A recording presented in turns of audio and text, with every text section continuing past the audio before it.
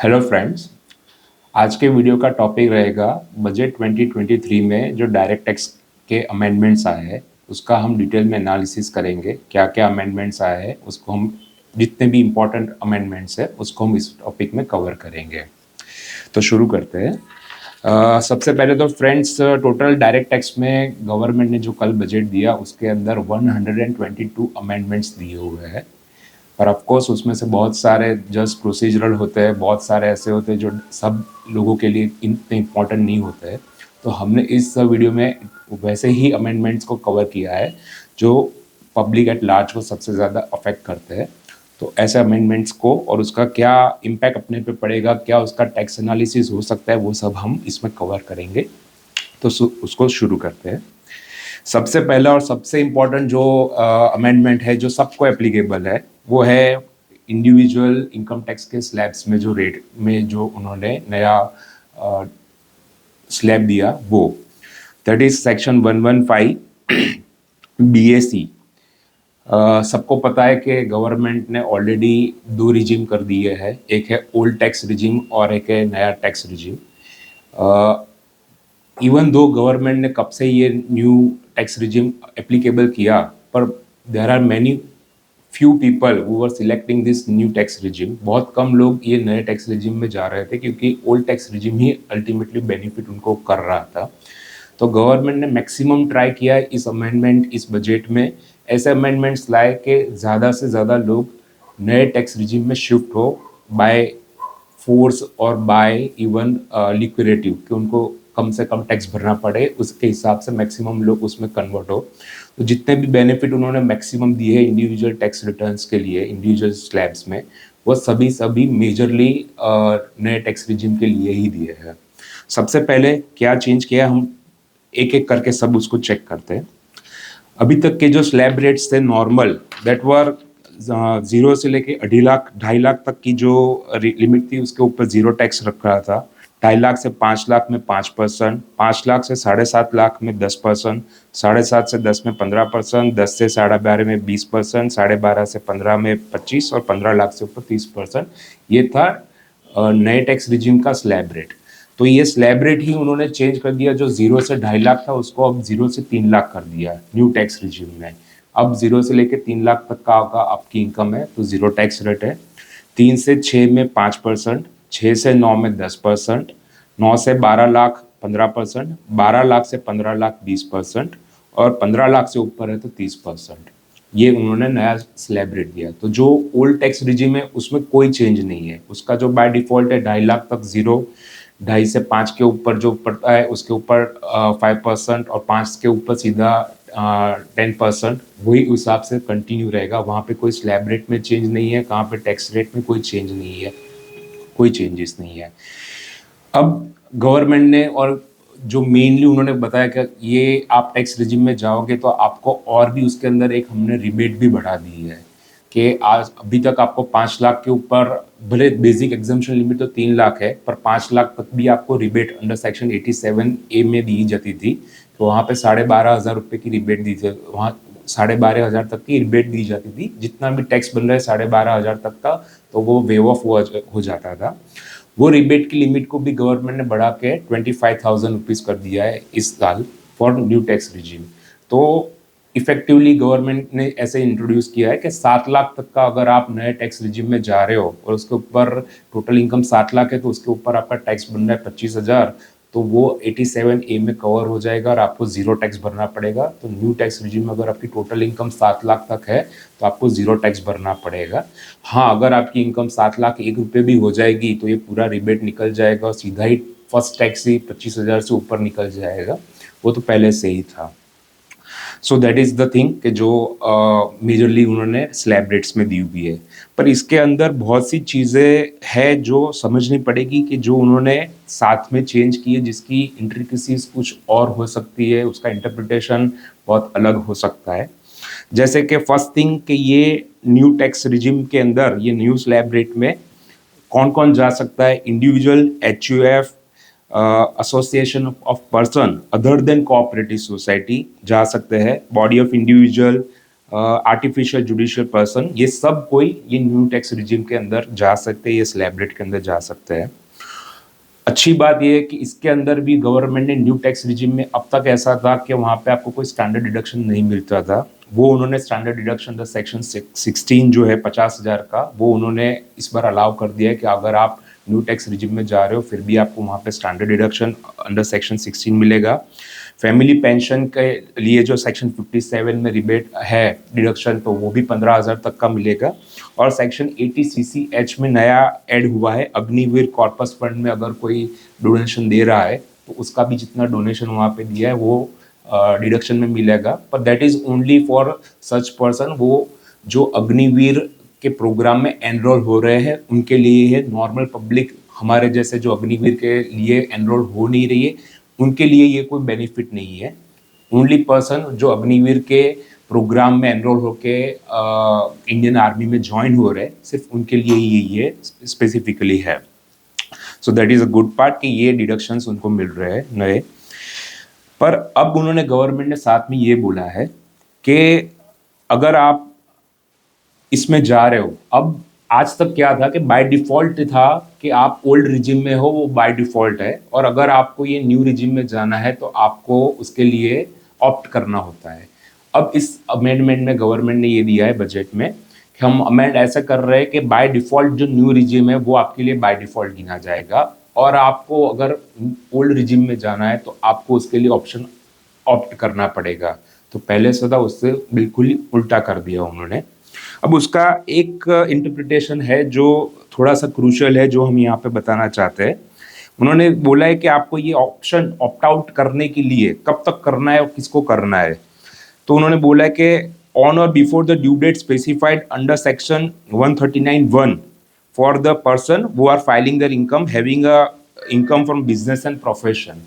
तो जिसकी भी इनकम बिजनेस एंड प्रोफेशन का हेड वाली इनकम इंक्लूड करते हैं, उनको ऑन और बिफोर 139(1) जो इनकम टैक्स फाइल करने की ड्यू डेट है उससे पहले ये ऑप्ट आउट अगर करना है, उनको ओल्ड रिजिम में जाना है, तो ये ऑप्शन ऑप्ट आउट का फाइल करना पड़ेगा। तो उसका एक इंटरप्रिटेशन ये भी हो रहा है कि अगर उन्होंने ये रिटर्न लेट फाइल किया और तब तक ये ऑप्ट आउट स्पेसिफिकली नहीं किया है, तो फिर वो चाहकर भी ओल्ड रिजिम में नहीं जा पाएंगे, क्योंकि वो टाइम लिमिट निकल गई ऑप्ट आउट करने की, और अब उनको न्यू रिजिम के हिसाब से ही टैक्स भरना पड़ेगा, ओल्ड रिजिम में जाने का ऑप्शन निकल गया। So this is one very crucial interpretation that we can derive. ये इंटरप्रिटेशन अभी के हिसाब से है, मे बी कुछ क्लैरिफिकेशन आया, कुछ चेंजेस हो सकते हैं, पर अभी के जो बजट अमेंडमेंट दिए हैं प्रपोज, उसमें तो ये इंटरप्रिटेशन निकल के आ रहा है।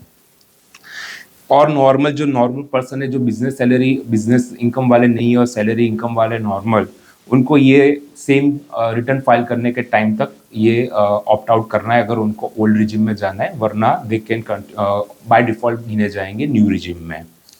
नाउ अलोंग विद दिस एक अच्छी चीज़ गवर्नमेंट ने की है कि जो सुपर रिच पर्सन थे जिनके ऊपर सरचार्ज एडिशनल सरचार्ज था, सरचार्ज का प्रीवियस जो लेवल था वो था, अगर आपकी टोटल इनकम 50 लाख तक है तो आपका सरचार्ज 0 है, 50 लाख से 1 करोड़ है तो 10%, 1 करोड़ से 2 करोड़ है तो 15%, 2 करोड़ से 5 करोड़ की इनकम पे 25%, और 5 करोड़ के ऊपर अगर आपकी इनकम है तो उसके ऊपर 37% का सरचार्ज लगता था। उसके कारण जो सुपर रिच पर्सन है जिसकी टोटल इनकम 5 करोड़ से ऊपर है, उसका मैक्सिमम मार्जिनल टैक्स हो जाता था 42.7%, basic tax plus surcharge plus health and education cess सब मिला के 42.7% बन रहा था।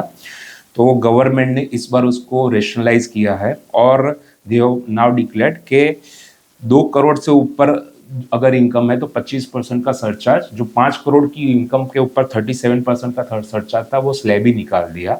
सो अब मैक्सिमम जो रेट हो जाएगा वो वहाँ से कम होके 39% पे आ जाता है। तो सुपर रिच पर्सन के लिए भी टोटल टैक्स मैक्सिमम 39% लगेगा, जो पहले 42.7% तक जा रहा था। But again this they have given only for the new tax regime. अगर super rich person new tax regime को ऑप्ट कर रहे हैं तभी जाके उनको ये सरचार्ज 37% वाला नहीं लगेगा और सिर्फ 25% वाला लगेगा। अगर वो ओल्ड रिजिम में कंटिन्यू कर रहे हैं तो वो 42.7% में ही कंटिन्यू करेंगे टैक्स भरने के लिए। So as I said in the beginning कि गवर्नमेंट ने बहुत ही लिक्रेटिव ट्राई किया है कि मैक्सिमम लोग नए टैक्स रिजिम में जाए, तो ये उसका वन ऑफ द एग्जाम्पल है। नाउ यहाँ पे एक पॉइंट हम ये भी बताना चाहेंगे कि अगर super rich person just to avoid this 37% of surcharge अगर वो जा रहे हैं दिस न्यू टैक्स रिजिम, तो न्यू टैक्स रिजिम में आपको सिर्फ 3 चीज़ का डिडक्शन मिल रहा है। सेक्शन 16 में स्टैंडर्ड डिडक्शन 50,000 का, फैमिली पेंशन का 15,000 का, और ATCCH जो यूजुअली किसी को मैक्सिमम लोगों को एप्लीकेबल होता नहीं है, अग्निवीर वाला है। उसके अलावा जो भी ATC, ATD वो नहीं मिलेगा आपको, as well as mainly 24B जो आपकी हाउसिंग प्रॉपर्टी या लेट आउट प्रॉपर्टी के ऊपर आप जो इंटरेस्ट क्लेम कर रहे हो वो नहीं मिलेगा। तो 37% टैक्स रेट नहीं लगेगा सरचार्ज का, पर सामने आपको 24B का जो maximum super rich person properties के ऊपर लोन लेके उसके ऊपर इंटरेस्ट पे करके उसका पूरा एक्सपेंस क्लेम करते हैं वो भी नहीं मिलेगा। सो अल्टीमेटली आपको दोनों तरीके से बना के देख के कंपेयर करके डिसीजन लेना पड़ेगा कि ओल्ड रिजिम में कंटिन्यू करना बेनिफिट हो रहा है या न्यू रिजिम में जाना बेनिफिट हो रहा है, क्योंकि ये बहुत ही ट्रिकी बना दिया है अब गवर्नमेंट ने कि आपको सिलेक्ट करना है कौन से रिजिम, और ये सब डिसीजन आपको टाइमली लेने पड़ेंगे। अगर आपका रिटर्न आपने टाइमली फाइल नहीं किया तो आपके लिए ऑप्शन ही निकल जाएगा आपके ओल्ड रिजिम में जाना है, then you will be by forced given in a new regime only. Furthermore ये एक और चीज़ है कि अगर आप बिजनेस प्रोफेशन वाले इनकम वाले हैं, आपने ओल्ड रिजिम सिलेक्ट कर दिया, तो आपके पास एक ही बार रास्ता है, ऑप्शन है कि आप न्यू रिजिम में वापस आ पाए। It is only one time allowed कि आप न्यू रिजिम में वापस आ पाए। फिर से अगर आप बाहर निकल गए नेक्स्ट ईयर में, फिर you are not allowed to come back to the new regime. Whereas अगर आपकी टोटल इनकम में बिजनेस प्रोफेशन इनकम नहीं है और सिर्फ सैलरी और अदर इनकम है, तो आप एवरी ईयर ये डिसाइड कर सकते हो कि आपको ओल्ड रिजिम में जाना है या न्यू रिजिम में जाना है, और उस हिसाब से आप इनफाइनाइट टाइम्स आप डिसाइड कर सकते हो कि हर साल के हिसाब से कंपेयर करके कि मेरे लिए नया रिजिम अच्छा रहा है या ओल्ड रिजिम अच्छा है, उस हिसाब से आप हर साल डिसाइड कर सकते हो। पर ये रिस्ट्रिक्शन बिजनेस प्रोफेशन इनकम वाले के लिए है, they can only come once again in a new regime अगर आफ्टर ऑप्ट आउट कर लिया तो, राइट। तो ये मेजर जो था 115 BAC और उसके साथ सेक्शन 80C के रिबेट का उसका टोटल पॉइंट हमने इसमें कवर कर लिया कि जो सबको सबसे ज़्यादा इम्पैक्ट कर रहा था वो यहाँ हमने कवर किया है। Now coming to the new amend next amendment, एक और अमेंडमेंट उन्होंने लाया है सोशल इकोनॉमिक वेलफेयर मेजर्स के हेड में, कि ये उनका कहना है कि ये करने के कारण सोशल इकोनॉमिक वेलफेयर अच्छा होगा। उन्होंने किया है कि promoting timely payment to micro and small enterprises. अब जैसे सबको पता है कि ऑलरेडी देयर आर प्रोविजन कि अगर आप बिजनेस में हो तो आपके 3CD रिपोर्ट में रिपोर्टिंग करना होता है कि आपके कितने ड्यूज जो है वो माइक्रो स्मॉल MSME को देने बाकी है, और अगर बाकी भी है तो उसके जो बाय डिफ़ॉल्ट लिमिट है 45 डेज़ के ऊपर अगर आपने पेमेंट नहीं किया तो MSME एक्ट के हिसाब से आपको उनको इंटरेस्ट भी देना पड़ता है कंपलसरी, और वो जो इंटरेस्ट है वो आपको एज ए एक्सपेंस डिडक्शन नहीं मिलता है। इतना तो ऑलरेडी था, फिर भी गवर्नमेंट को लगा कि ये इनफ नहीं है, तो गवर्नमेंट ने इस बार नया प्रोविजन अमेंडमेंट ये लाया है कि अब से अगर बिजनेस जो ऑडिट करवा रहे हैं उनको पेमेंट करना बाकी है MSME को, तो वो उसको एक्सपेंडिचर क्लेम ही नहीं कर पाएंगे जब तक पेमेंट नहीं किया। यस, जब तक पेमेंट नहीं किया एक्सपेंडिचर क्लेम ही नहीं कर पाएंगे आप। उसके लिए उन्होंने सिर्फ वहाँ पे इतना दिया है कि जो MSME एक्ट के अंदर टाइम पीरियड दिया हुआ है उतने टाइम पीरियड तक अगर पेमेंट हुआ है तो गिना जाएगा, तब तक पेमेंट नहीं है तो आपको एक्सपेंडिचर नहीं मिलेगा। तो अभी MSME एक्ट के सेक्शन 15 में क्या दिया हुआ है, सेक्शन 15 में ये दिया हुआ है कि अगर आपके और आपके ये सप्लायर के बीच में कोई कॉन्ट्रैक्ट है, स्पेसिफिक कॉन्ट्रैक्ट है, तो आप 45 डेज तक उनको पेमेंट करो तो चलेगा। उससे कॉन्ट्रैक्ट है, कॉन्ट्रैक्ट में लिख दो कि 100 डे पे करेंगे, 180 डे में करेंगे, तो भी वो वैलिड नहीं है। वो मैक्सिमम 45 डेज तक ही अलाउड है कॉन्ट्रैक्ट होने के बाद भी। अगर कोई कॉन्ट्रैक्ट नहीं है तो आपको 15 दिन में पेमेंट करना है, ऐसा MSME एक्ट में दिया हुआ है। सो नो कॉन्ट्रैक्ट 15 दिन, if contract available maximum 45 days. ये लिमिट है एमएसएमई एक्ट की। तो अब उसका इंटरप्रिटेशन ये हो गया कि नेक्स्ट ईयर जब ऑडिट होगा, जब आपका फाइनेंशियल ईयर 23-24 होगा, और अगर लास्ट दिन 30 मार्च को अगर आप कोई आपके सप्लायर परचेज है, एक्सपेंस का बिल है, आपने बुक कर दिया अप्रूवल बेसिस पे, ओके नो इश्यू, अब तक वो पूरा अपने को एक्सपेंडिचर में मिल जाता था। अब देखना पड़ेगा कि जो बिल की डेट है वहां से 15 दिन के अंदर या तो मैक्सिमम 45 डेज के अंदर उसका पेमेंट हो गया है कि नहीं हो गया है। अगर नहीं हुआ है तो वो एक्सपेंडिचर आपको डिसअलाउ वहाँ पे ऑडिटर को करना पड़ेगा, और नेक्स्ट ईयर जब पेमेंट हुआ है उस ईयर पर फिर से उसको अलाउ करना पड़ेगा। तो ये ऑडिटर के लिए भी बहुत बड़ी एक्सरसाइज हो जाएगी नेक्स्ट ईयर से ऑडिट रिपोर्ट इशू करने से पहले, क्योंकि एमएसएमई वाले तो बहुत ज़्यादा होते हैं, और ये चीज़ें कभी पेमेंट हुआ है कि नहीं हुआ वो चेक करके उस हिसाब से डिसअलाउ करो फिर अलाउ करो। ये this is going to be very crucial, ये इम्पैक्ट पड़ेगा डेफिनेटली बहुत गवर्नमेंट का जो है, उसके कारण पेमेंट साइकिल बहुत फास्ट हो जाएगी, वो हमको भी लग रहा है। So it's a welcome move, पर उसके कारण एक्सरसाइजेस बहुत बढ़ जाएगी for the assessee as well as for the auditor, कि उनको देखना पड़ेगा कि ये कौन कौन से एक्सपेंडिचर अपने को टाइमली अलाउ मिल रहे हैं कि नहीं मिल रहे हैं। सो ये एक बहुत बड़ा चेंज है हमारे हिसाब से। फिर उन्होंने एक और अमेंडमेंट लाया है कि अगर आपके पास फिजिकल गोल्ड पड़ा है और आपको इसको इलेक्ट्रॉनिक गोल्ड रिसीट में कन्वर्ट करवाना है या तो वाइसे वर्सा करना है, तो उसको ईज करने के लिए इतनी क्लैरिटी दे दी है कि उसको पहले तो ट्रांसफर नहीं गिना जाएगा। बेसिक गोल्ड में, फिजिकल गोल्ड में से आप जाके आरबीआई अप्रूव्ड जो फैसिलिटीज़ है, फेमा अप्रूव्ड, वहाँ पे जाके आप ये गोल्ड दे दो तो आपको इलेक्ट्रॉनिक गोल्ड रिसीट्स दे जाएगी कि आपका इतना गोल्ड हमारे पास है। अब आप वो रिसीट ही आपका सर्टिफिकेट ऑफ ओनरशिप हो गया, इतना गोल्ड है आपके पास। तो वो जो ट्रांसफ़र करवाया उसको ट्रांसफ़र नहीं गिना जाएगा इनकम टैक्स के हिसाब से, उसके ऊपर कोई इनकम टैक्स नहीं लगेगा। एज वेल एज जब आप गोल्ड में से इलेक्ट्रॉनिक गोल्ड करते हो तो जो एग्जिस्टिंग गोल्ड की कॉस्टिंग आपके पास थी वही कॉस्टिंग इलेक्ट्रॉनिक गोल्ड की गिनी जाएगी, एज वेल एज जो पीरियड ऑफ होल्डिंग था फिजिकल गोल्ड था वही पीरियड ऑफ होल्डिंग गिना जाएगा for computation of long term and short term capital gain on sale of that electronic gold, और वाइस वर्सा। अगर रिसीट में से आप फिजिकल गोल्ड ले रहे हो तो भी, तो जितनी कॉस्टिंग एग्जिस्टिंग गोल्ड की थी, जितना पीरियड ऑफ होल्डिंग था, वो सभी इलेक्ट्रॉनिक गोल्ड का भी गिना जाएगा। उसके लिए रिलेटेड जितने भी अमेंडमेंट उनको करने थे वो सब उन्होंने अलग अलग सेक्शन में दिए हुए हैं। तो उसका क्रक्स ये है कि उसको ट्रांसफर नहीं गिना जाएगा। देन एक और अच्छा चेंज उन्होंने किया है, थ्रेशोल्ड लिमिट बढ़ाई है उन्होंने प्रिजम्पटिव टैक्सेशंस के लिए। There are two sections 44AD and 44ADA। तो 44AD बिजनेस के लिए है और ADA प्रोफेशनल्स के लिए है। आज की डेट में उसकी लिमिट थी 2 करोड़ रुपए तक का अगर टोटल आपका बिजनेस टर्नओवर है तो आप सिंपल 8% के हिसाब से प्रॉफिट दिखा के रिटर्न फाइल कर सकते हैं, और टोटल ही अगर बैंक से रिसीट्स है तो 6% के हिसाब से आप इनकम दिखा के रिटर्न फाइल कर सकते थे। और प्रोफेशनल्स 44ADA में वो 50 लाख तक की लिमिट थी, टोटल टर्नओवर 50 लाख तक है तो आप उसका 50% नेट प्रॉफिट दिखा के आप रिटर्न फाइल कर सकते थे प्रिजम्पटिव में। आपको कोई बुक्स ऑफ अकाउंट्स मेंटेन करने की ज़रूरत नहीं है, ऑडिट करवाने की ज़रूरत नहीं है, ये this are the existing provision.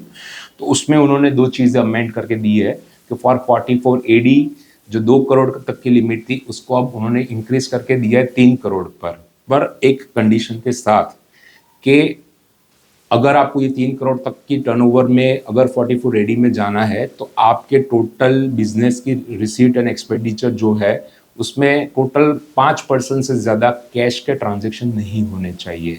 95% जो है वो सब बैंकिंग चैनल से ही होने चाहिए, तभी आप ये 3 करोड़ तक की लिमिट एक्सरसाइज कर सकते हो। तो चीज़ ये हो गई कि अगर आपका 5% से ज़्यादा कैश का ट्रांजैक्शन ऑलरेडी है ही आपके बिजनेस में, तो ऐसा नहीं है कि आपका 44AD बंद हो गया। तो अगर आपका टर्नओवर 2 करोड़ तक है अभी स्टिल यू कैन कंटिन्यू, आप 44AD में जा सकते हैं। पर अगर 2 करोड़ से 3 करोड़ के बीच में है तभी ये देखना है कि टोटल कैश रिसीट्स जो है वो 5% से, रिसीट्स एंड एक्सपेंडिचर 5% से ज़्यादा नहीं है, वो 2 करोड़ से 3 करोड़ की एक्स्ट्रा लिमिट अवेल करने के लिए ही देखना है। नॉर्मल 2 करोड़ तक का टर्नओवर है तो जो नॉर्मल प्रोविजन अभी तक के जो चालू थे वही रहेंगे, और ऐसे ही 44AD में 50 लाख को इंक्रीज करके 75 लाख दिया। तो सेम तरीके से नॉर्मल 50 लाख तक का आपको नॉर्मल 50% में देखना है, वहाँ पे वो कैश का रिसीट का कोई देखना नहीं है। और 50 लाख से 75 लाख के 25 लाख के एडिशनल में अगर जा रहे हैं तो वहाँ पे आपको देखना है कि आपकी टोटल रिसीट्स एंड एक्सपेंडिचर जो है वो 5% से ज़्यादा ना होना चाहिए, तभी आपको ये अलाउड है। तो ये एक और अमेंडमेंट गवर्नमेंट ने प्रपोज किया हुआ है। फिर एक अमेंडमेंट उन्होंने सेक्शन 9 में किया हुआ है, जहाँ पे ये हो रहा था कि नॉट ऑर्डिनरी रेसिडेंट पर्सन जो है उनको सिर्फ income accrue arise in received in India जो है उसके ऊपर ही आज तक टैक्स भरना होता था। तो वहाँ पे कुछ मिसयूज हो रहा था ये सेक्शन का कि resident person not ordinary resident person को गिफ्ट दे रहे थे आउट ऑफ इंडिया। तो उसके कारण वो इनकम वो दिखा रहे थे कि this is not accrue arise in India and received in India, that's why we are not liable to pay tax in India. तो उन्होंने सेक्शन 9 में चेंज करके ये कर दिया कि नॉट ऑर्डिनरी रेसिडेंट पर्सन को भी अगर कोई गिफ्ट मिल रही है from a person residing in India तो that will be considered as a income received in India only deemed, और उसके ऊपर उनको टैक्स भरना पड़ेगा। वो जो 50,000 तक की बेसिक लिमिट है सेक्शन 56 में गिफ्ट की, वो वहाँ पे एप्लीकेबल होगी। 50,000 से ऊपर है तो उसके ऊपर उनको टैक्स भरना पड़ेगा। ये अमेंडमेंट उन्होंने इसके अंदर लाया हुआ है, तो उसका कोई मिसयूज जो हो रहा था वो बंद हो जाए। फिर उन्होंने अमेंडमेंट किए टीसीएस के रेट्स में, तो उसके अंदर दो चीज़ों में रेट्स चेंज कर दिए हैं। आज की डेट में ये था कि अगर आप आउट ऑफ इंडिया घूमने जा रहे हो तो आपके जो ट्रैवल एजेंट है ओवरसीज टूर पैकेज आपको दे रहे थे, उसमें 5% टीसीएस एडिशनल ऐड करके आपको दे रहे थे, क्योंकि रिक्वायरमेंट थी 5% टीसीएस ऐड करो और उस हिसाब से दो। अब वो 5% को उन्होंने 20% कर दिया है। तो अब फॉरेन अगर घूमने जाना है तो आपको 20% और एडिशनल टीसीएस देना पड़ेगा। उसकी क्रेडिट आपको मिल जाएगी और उतना पैसा एक साथ ब्लॉक हो जाएगा आपका। सेकेंड चीज़, अगर आप आउट ऑफ इंडिया कोई पेमेंट कर रहे हो पर that is not for education and medical purpose, अगर एजुकेशन मेडिकल पर्पस है तो वो रेमिटेंस के ऊपर कोई एडिशनल टीसीएस कुछ नहीं है। पर अगर वो additional education and medical purpose के लिए नहीं और किसी पर्सन को आउट ऑफ इंडिया आप पेमेंट कर रहे हो तो उसके ऊपर वहाँ 7 लाख की बेसिक लिमिट है, 7 लाख तक कोई टीसीएस नहीं है। 7 लाख के ऊपर एग्जिस्टिंग था, 5% का टीसीएस करना था आपको, उसको भी अब बढ़ा के उन्होंने 20% कर दिया है। तो there is a drastic rate increase from 5% to 20% of TCS. तो वो आपको एक बहुत इम्पैक्ट इसका भी पड़ेगा जो आउट ऑफ इंडिया रेमिटेंस कर रहे हैं। Then there is a new section, there is a new amendment for section 54 and 54F। ये दोनों सेक्शन थे बेसिकली कि अगर आपने आज की डेट में कोई घर बेचा है और नई प्रॉपर्टी परचेस कर रहे हो तो नई प्रॉपर्टी जो टाइम लिमिट दी हुई है 1 साल बिफोर और 1 साल before the sale date and 2 year after the sale date के अंदर आपने ये परचेस कर लिया, तो जितना रुपया आपने नए घर में इन्वेस्ट कर दिया उतना आपको एग्जम्पशन में मिल जाता था, कैपिटल गेन नहीं घर भरना पड़ता था। तो उसका बहुत लोग फ़ायदा अच्छे से लेते थे। पर अब गवर्नमेंट को लग रहा है कि उसको अपने एक लिमिट रखनी चाहिए, अपर लिमिट। तो उन्होंने बोल दिया है कि आपको सेक्शन 54 और 54F में मैक्सिमम एग्जम्पशन जो मिलेगा वो 10 करोड़ तक की लिमिट का ही मिलेगा। तो एग्जाम्पल्स अगर मैं समझाऊँ कि आपने अपना पुराना घर बेच दिया 20 करोड़ में और उसका बाय डिफ़ॉल्ट इंडेक्सेशन निकल के 5 करोड़ आ रहा था, तो 15 करोड़ का आपका कैपिटल गेन बन रहा था। 5 करोड़ तो कॉस्ट ऑफ एक्विजिशन का ही इंडेक्सेशन हो रहा था, तो 15 करोड़ का नेट प्रॉफिट आपका जो था वो लॉन्ग टर्म में जा रहा था। तो अब तक क्या था कि अगर आपने नया घर 15 करोड़ का खरीद लिया तो आपका टोटल कैपिटल गेन 0 हो गया, आपको कोई टैक्स भरने की ज़रूरत नहीं है। पर अब गवर्नमेंट ने ये दे दिया कि अगर आपने नया 15 करोड़ का भी घर परचेज कर लिया फिर भी आपको 10 करोड़ तक ही कैपिटल गेन में से एग्जम्पशन मिलेगा, 5 करोड़ फिर भी आपको उसके ऊपर टैक्स भरना पड़ेगा लॉन्ग टर्म कैपिटल गेन में। ये दोनों सेक्शन 54 और 54F दोनों के लिए अपर कैप लिमिट उन्होंने ले आया है। फिर एक पॉइंट है, लाइफ इंश्योरेंस पॉलिसी की जो इनकम होती थी उसके ऊपर उन्होंने एक कैप ले आया है। ये एच9 पर्सन्स असेसिस जो थे उसका सबसे ज़्यादा यूज़ करते थे। आज की डेट में ये है कि अगर आप कोई ऐसी इंश्योरेंस पॉलिसी लेते हैं जिसका प्रीमियम जो है वो सम अश्योर्ड से 10% से कम ही है, तो आपको जो मैच्योरिटी पे अगर कोई पैसा मिलता है तो वो सेक्शन 10(10)D में एग्जम्प्ट है, और डेथ क्लेम के जैसे मिलता है तो एग्जम्प्ट है ही है। अब उसके अंदर गवर्नमेंट ने फिर भी उसको अपर लिमिट ले आया है कि भले हमने ये लिमिट दे रखी थी, उसको अपर लिमिट ये दे दी कि आप 10% तो ठीक है, पर आपका फिर भी प्रीमियम जो है पर साल का 5 लाख से ज़्यादा नहीं होना चाहिए। तो अगर अब 1/4/2023 के बाद जो नई पॉलिसीज इशू होगी, वो पॉलिसीज का अगर किसी भी ईयर का प्रीमियम 5 लाख से ज़्यादा है और फिर जो आपको मैच्योरिटी पे पूरा पैसा मिल रहा है वो भले अब 10% की लिमिट के अंदर है, टोटल सम अश्योर्ड मान लीजिए आपका 10 करोड़ है, तो उस हिसाब से 10% 1 करोड़ का आपका लिमिट आता है। पर आप अगर 6 लाख के प्रीमियम वाली पॉलिसी जा रहे हैं तो अब जो आपको मैच्योरिटी पे सम प्रोसीड्स मिलेगा वो 1010D में एग्जम्प्ट नहीं गिना जाएगा, वो आपकी टैक्सेबल इनकम गिनी जाएगी टोटल। वो इनकम में से जितना प्रीमियम पे किया है वो आपकी कॉस्ट गिनी जाएगी, जो बैलेंस रहता है उसको अदर इनकम गिनी जाएगी, उसके ऊपर आपको टैक्स भरना पड़ेगा। तो ये गवर्नमेंट ने चेंजेस लाए हुए हैं। साथ में ये बोला है कि ये 5 लाख के ऊपर की जो पॉलिसी है उसका डेथ क्लेम है तो वो अगेन एग्जम्प्ट ही गिना जाएगा, तो वो सिर्फ maturity proceeds otherwise then death claim के लिए ही उन्होंने बोला है। अगर डेथ क्लेम पे आ रहा है आपको ये पैसा तो वो फैमिली मेंबर के हाथ में वो एग्जम्प्ट ही गिना जाएगा। वो 5 लाख का है, 10% से ऊपर है, फिर भी डेथ क्लेम के ऊपर वो एग्जम्पशन कंटिन्यू रहेगा। और एक चीज उन्होंने साथ में ये की है कि ये 5 लाख को कोई मिसयूज ऐसा ना कर ले कि भाई अच्छा एक पॉलिसी की 5 लाख है ना, तो हम अलग अलग पॉलिसी ले लेते हैं, 5 लाख की तक का एक प्रीमियम, 5 लाख तक का दूसरा प्रीमियम, 5 लाख का तीसरा प्रीमियम, ऐसे 3 ले लेते हैं। तो उन्होंने वहाँ पे दे दिया कि ये 1/4/2023 के बाद जितनी पॉलिसीज आ रही है उसका एग्रीगेट प्रीमियम 5 लाख के ऊपर अगर जा रहा है तो भी ये कवर्ड हो जाएगी इसके अंदर। तो ऐसा नहीं कि अगर आप स्प्लिट कर दोगे, ज़्यादा पॉलिसीज ले लोगे तो आप इसको ओवरराइड कर दोगे और एग्जाम ये टैक्सेबिलिटी में से निकल जाओगे। वो एग्रीगेट प्रीमियम उसमें कंसिडर उन्होंने किया है, तो वहाँ पे भी आपको टैक्स फिर भी भरना ही पड़ेगा। फिर एक सेक्शन में अमेंडमेंट उन्होंने किया है अंडर सेक्शन 48 कि उसमें था कि आज तक अगर आप कोई भी प्रॉपर्टी है हाउसिंग या कॉमर्शियल जिसके ऊपर आपने लोन ले रखी है, वो लोन के ऊपर जो इंटरेस्ट कर रहे हो वो आप 24B में एज अ क्लेम कर रहे हो एक्सपेंडिचर में। हाँ, जो भी आपके हाउस प्रॉपर्टी रेंट इनकम हो रही है उसमें से वो इंटरेस्ट क्लेम कर रहे थे आप, बाकी के नेट पे आप टैक्स भर रहे थे। तो आज कुछ केसेस ऐसे आए कि वो 24B में तो इंटरेस्ट क्लेम कर ही लिए उन्होंने, और फिर भी जब वो प्रॉपर्टी बेची आगे जाके तब उसको कॉस्ट ऑफ एक्विजिशन और कॉस्ट ऑफ इम्प्रूवमेंट में वो इंटरेस्ट को भी गिना गया, तो वो 24B में भी बेनिफिट ले लिया और सेक्शन 48 कॉस्ट में भी वो गिना गया कि ये हमारी कॉस्ट ही है इंटरेस्ट का, तो डबल बेनिफिट मिल गया उनको।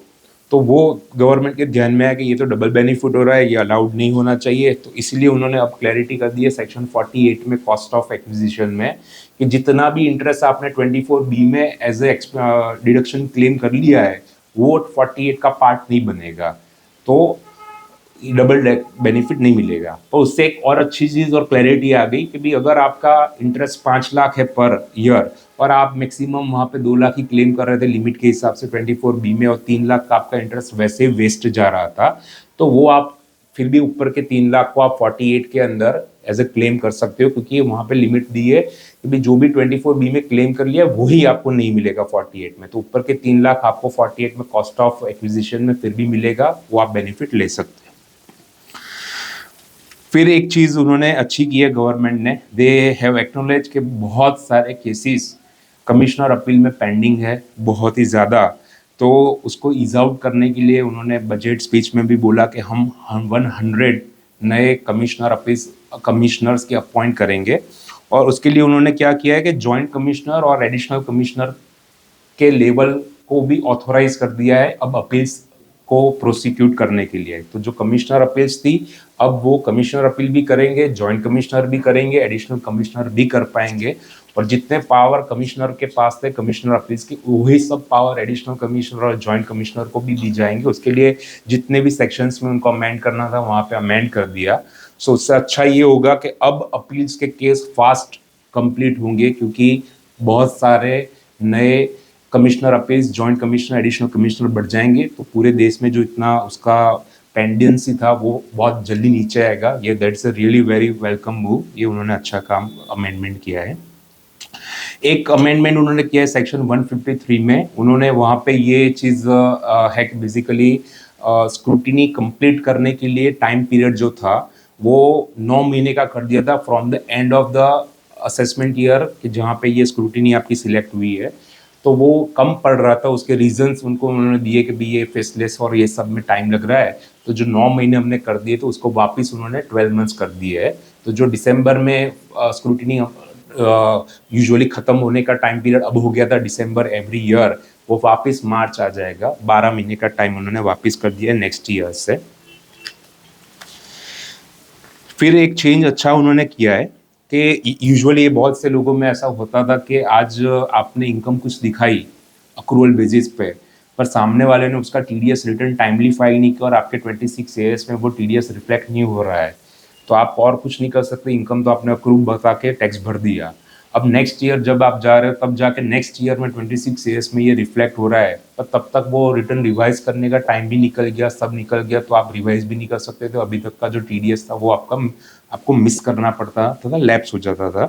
तो गवर्नमेंट ने अब चेंज लाया है कि भाई अगर ऐसा सिचुएशन हो रहा है नेक्स्ट ईयर में वो टीडीएस रिफ्लेक्ट हो रहा है, तो आप एक स्पेसिफिक फॉर्म और वो दिया जाएगा, उसमें भर के आप अपने असेसिंग ऑफिसर को विदिन 2 ईयर आप एप्लीकेशन कर सकते हो कि हमारा ओरिजिनल जो ऑर्डर है उसके अंदर इसको गिना जाए, उस हिसाब से ओरिजिनल ऑर्डर को अमेंड करके अगर रिफंड बन रहा है तो हमको रिफंड दिया जाए और वो टीडीएस का बेनिफिट आप ले सकते हो। वो उन्होंने नया अमेंडमेंट यहाँ पे लाया है, तो that is a good thing.